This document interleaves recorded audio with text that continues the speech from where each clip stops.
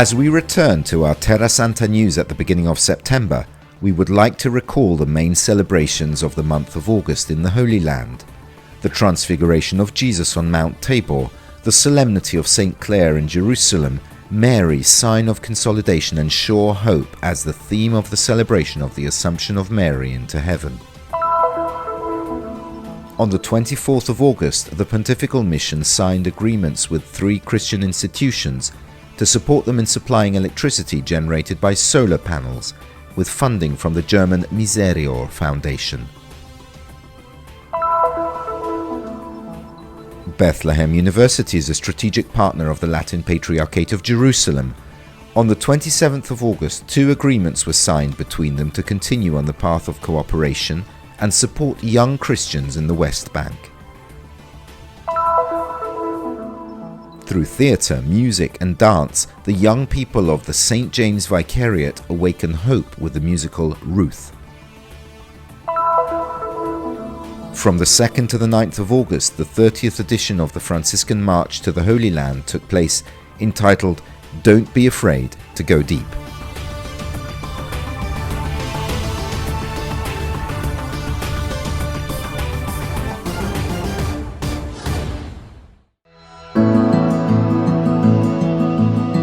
As we return to our Terra Santa news at the beginning of September, we would like to recall the main celebrations of August in the Holy Land. The Transfiguration of Jesus at Mount Tabor on the 6th of August. Mount Tabor, clearly distinguished from the other hills of Galilee, rises 450 meters above the plain, i.e. 588 meters above sea level. On the summit of the mountain is the Basilica of the Transfiguration. In the history of Israel, Tabor was of great religious and political importance. In times of war, this place was used as a refuge for the inhabitants of the entire area. For Christian pilgrims, however, it was the Transfiguration of Jesus that made Tabor a special place. Here, the friars of the Custody of the Holy Land, together with local religious and Christians, celebrated the Feast of the Transfiguration on the 6th of August. The celebration was presided over by Brother Dobromir Yatzal, Vicar of the Custody of the Holy Land. Present at the Eucharistic celebration were Brother Ricardo Bustos, Guardian of Tabor, Brother Bruno Variano, Guardian of Nazareth, and the Brothers of the Galilee region. This is where, according to tradition, the narrative of the Gospel according to St Mark takes place, describing the wonderful event.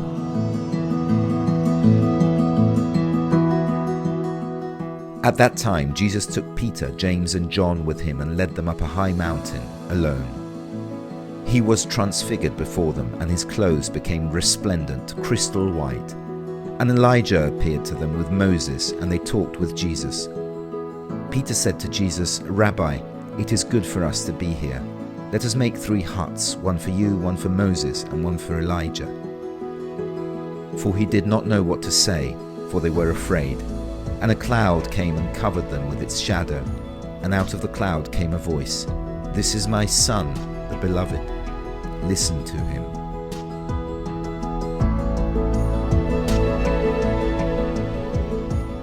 After Mass, the procession to the Byzantine-style chapel on the edge of the site recalls the words of Jesus. As they came down from the mountain, he commanded them not to tell anyone what they had seen until after the Son of Man had risen from the dead.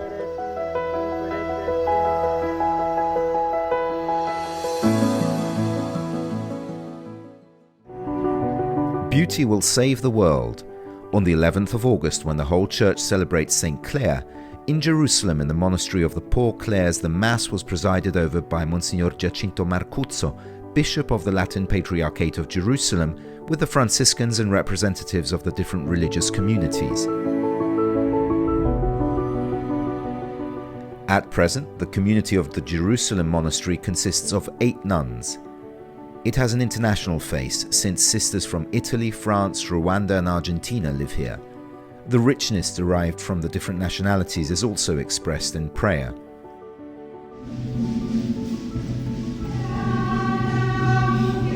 Beauty will save the world. Beauty will save the world was the theme of Bishop Marcuzzo's homily. Ogni volta che celebriamo la festa di un grande santo, Every time we celebrate the feast of a great saint, of a great champion of holiness, we are reminded of Dostoevsky's famous expression, beauty will save the world. What beauty? Not only physical beauty or the beauty of a landscape, of a person, of a thought, of a thesis, but above all the beauty of holiness and charity. The beauty that leads, as St. Augustine says, to God, that leads to transcendence and the absolute. And it is this that will save the world and man. che porta a Dio, porta alla trascendenza e all'assoluto, ed è questo che salverà il mondo e l'uomo.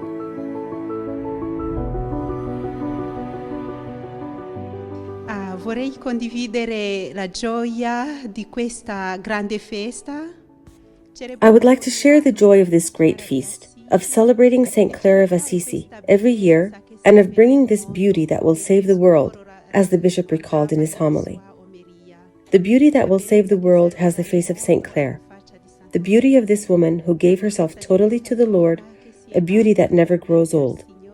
It is always young, it is always true, because she gave her life to the Lord, completely to the Lord. Perché ha dato la sua vita al Signore, totalmente al Signore.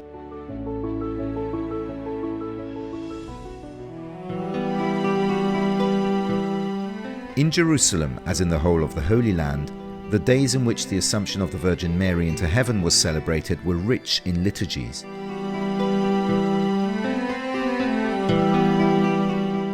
On Sunday the 15th of August, Brother Francesco Patton, Custos of the Holy Land, celebrated the Pontifical Mass together with the local community of friars minor and other religious present in Jerusalem. When we contemplate the Assumption of the Blessed Virgin Mary into heaven in body and soul, we contemplate the fact that Mary already participates fully and personally in the new creation initiated by her Son Jesus with his resurrection, the Custos said during his homily.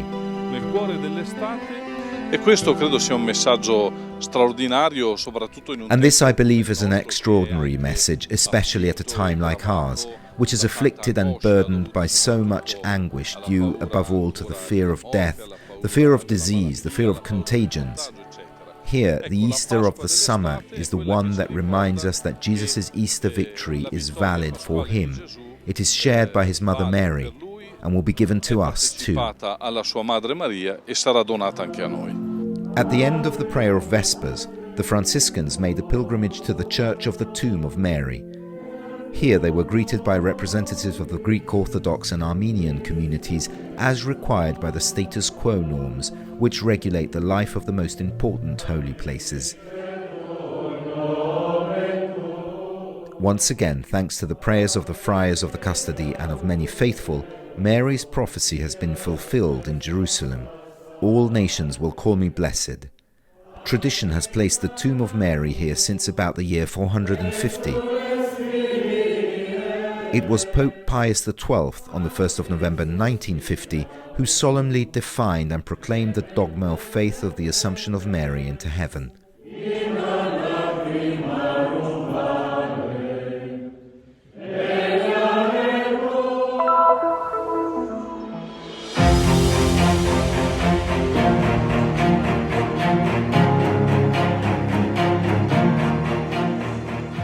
On the 24th of August, the Pontifical Mission signed agreements with 3 Christian institutions to support them in supplying electricity generated by solar panels, with funding from the German Misereor Foundation.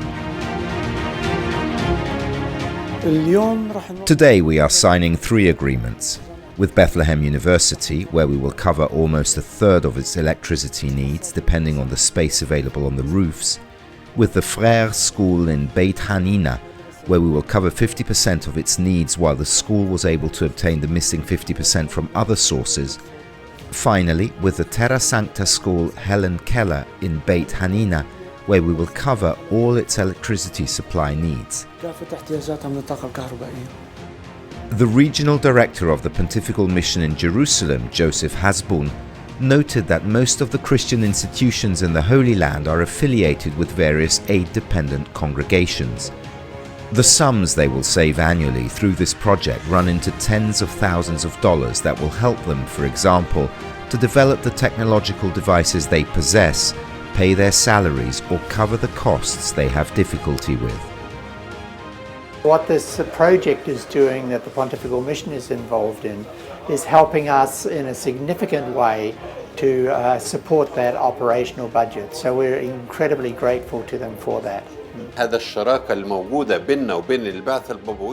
This collaboration between us and the Pontifical Mission has been going on for a long time. It always supports us in various projects. This is not the first one. I extend my thanks to the Pontifical Mission. May the Lord increase His blessings and grace so that they may continue to promote all these projects in the Holy Land. We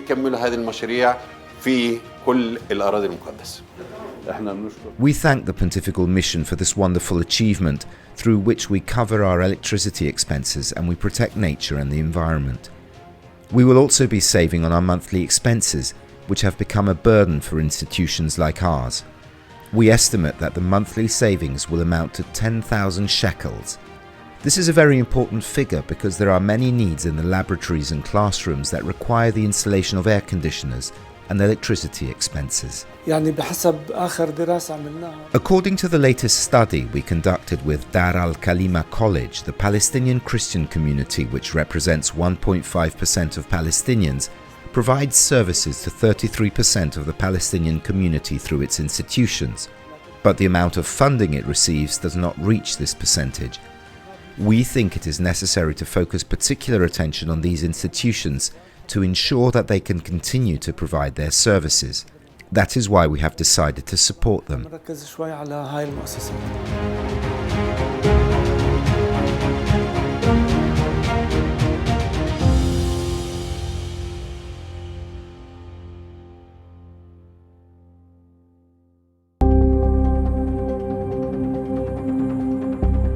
Bethlehem University is a strategic partner of the Latin Patriarchate of Jerusalem in terms of training and university education in general, being the only Catholic university in the Holy Land. On the 27th of August, 2 agreements were signed between them to follow this path.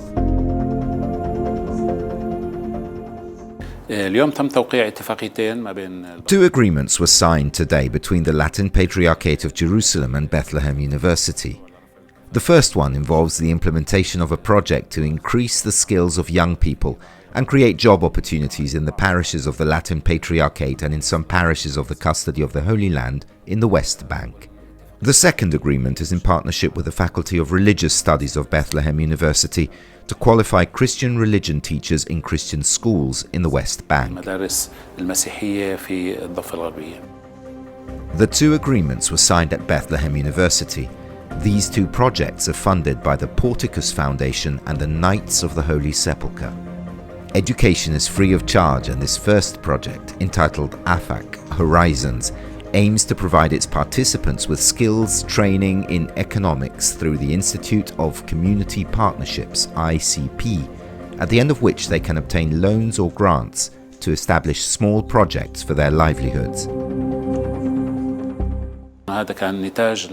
Of course, this has come in the wake of the coronavirus pandemic and the very high unemployment rate, which has affected our Palestinian communities and, of course, the various Christian communities in the West Bank. Not to mention the drama of Christian immigration from the Holy Land. The training project for teachers of Christian religion in collaboration with the Office of Catechesis qualifies participants to obtain a certificate from Bethlehem University. When the teacher is religiously qualified to teach religious education, this is certainly reflected in the students who need not only to hear God's word, but also to live it.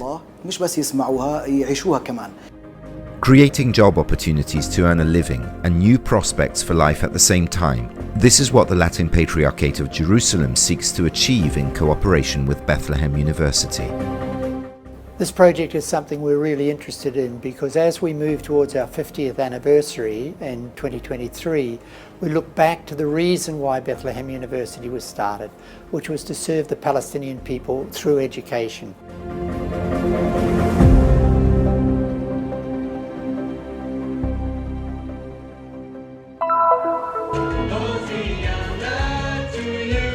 On Monday the 30th of August, the young people of the St James Vicariate shone on the stage of the Notre Dame Center in Jerusalem.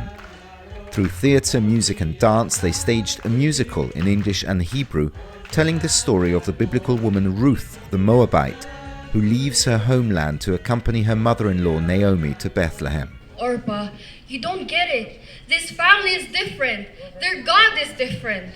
The Latin Patriarch of Jerusalem, His Beatitude Monsignor Pierbattista Pizzaballa, was also present at this musical evening, together with various religious from the Jewish pastoral and the Christian community, and above all, family members and friends of the young people.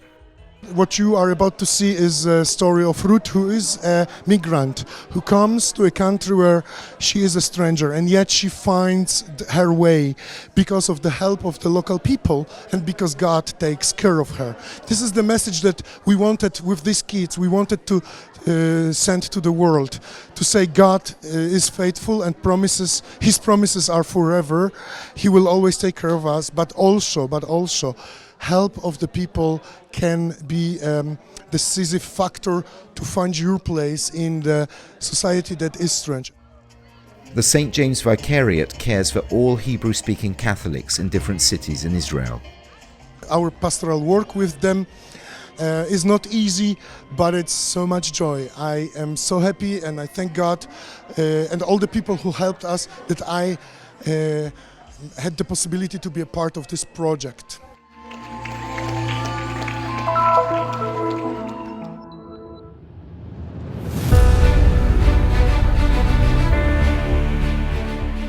The Franciscan March is the most beautiful and wonderful experience I have had in my life. The March is life. It is my second home. I wait all year to live this week. The best times of my life have been in the Franciscan March. أحلى أيام حياتي قضيتها بالمسيرة.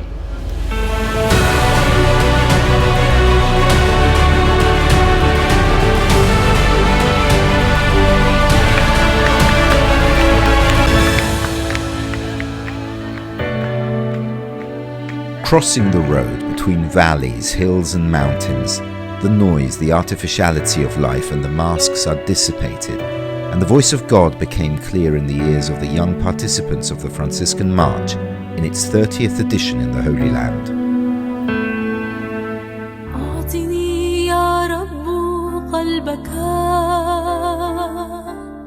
Under the title Don't Be Afraid to Go Deep, the 30th Franciscan March began on the 2nd of August from the village of Orfesh on the Lebanese border via Fasuta, then Ma'aliyah through Nazareth to Mount Tabor. About 90 people took part in this year's march, coming from different towns and villages of the Holy Land, with a thirst for the word of the Lord and a passion for a new adventure in search of self.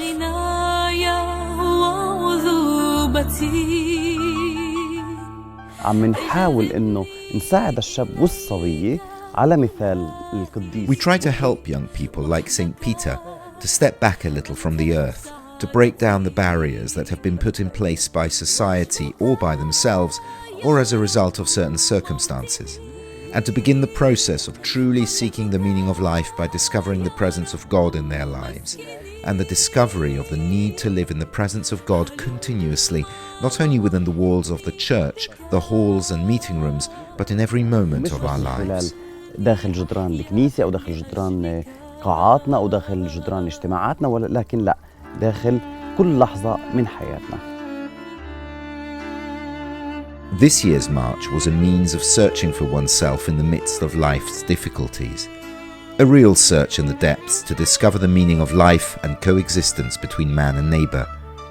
Between the point of departure and the point of arrival, says Brother Raphael, there is an effort that we have to make, a burden that we have to carry, and a cross that we have to bear. He invited the young people to listen to the voice of God whispering in their hearts, and to always go forward and ascend upwards.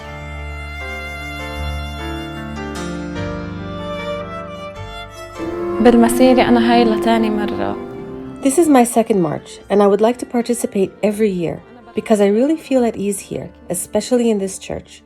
We have spiritual experiences every step of the way, and this place is an escape for me from the outside world to go deeper into myself. I feel at ease and I know that Jesus is by my side. This made me cry as much as I felt. بحس إنه هو بوجودي، بحس إنه هو حدي، فلهيك كنت أبكي قد ما الشعور عظيم داخلي. المسيرة الحقيقية بالنسبة لي هي مسألة حياة، يعني هي بتستمر. The real march for me is a matter of life. It lasts all the time and not just 1 week. I always participate in the march as it is an integral part of my life. It has taught me many things, such as deepening my understanding of God's providence. I have increased my gratitude and thanks for everything that happens in my life, even the pain, which I enjoy and glorify God's name in it, and be grateful for all the difficulties that occur in my life. حتى أشكر على هاي الشغلات والصعوبات اللي بتصير. In the church we have always problems, lot of challenges, but it's always important and beautiful to meet with the youth. In this case with the Franciscan March, full of enthusiasm, effervescent, that bring new spirit in the church.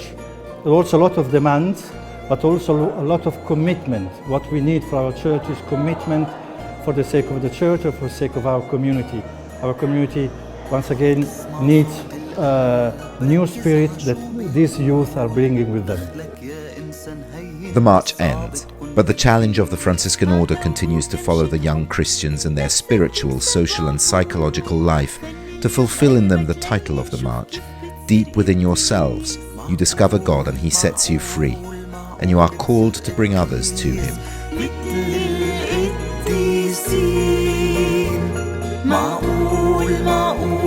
معقول تصير